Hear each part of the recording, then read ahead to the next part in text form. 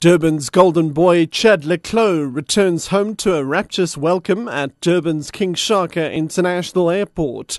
And Gauteng's Premier Nomvula Mokonyane says the new Women's Memorial Heritage Site in Pretoria is important for future generations.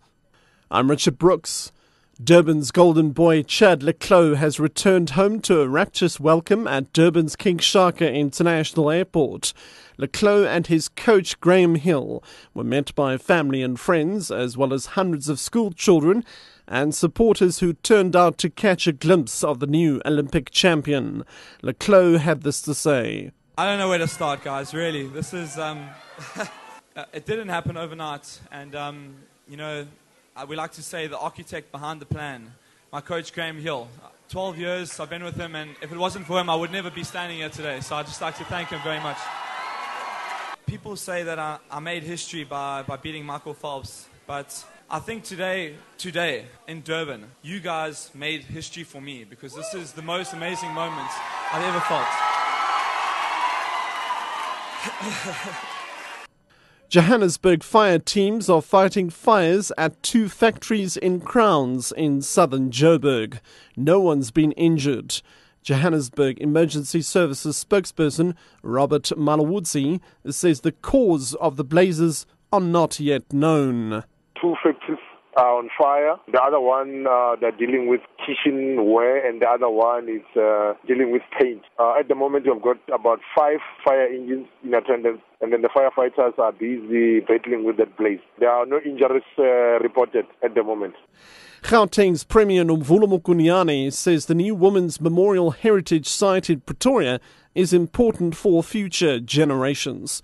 Mokonyane earlier announced that government had set aside 100 million rand for the project.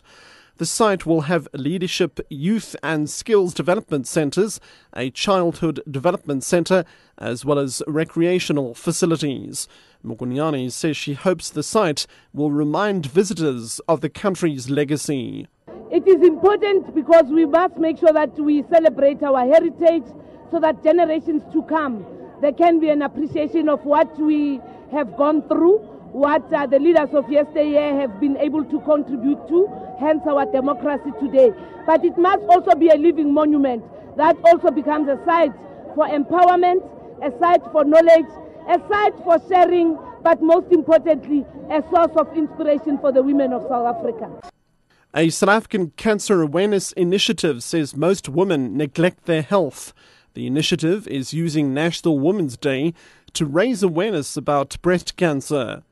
Oncologist at Wits University's Donald Gordon Medical Centre, Dr. Devon Mudley, says awareness remains the first step to fighting breast cancer. It is one of the most common cancers that women have to endure.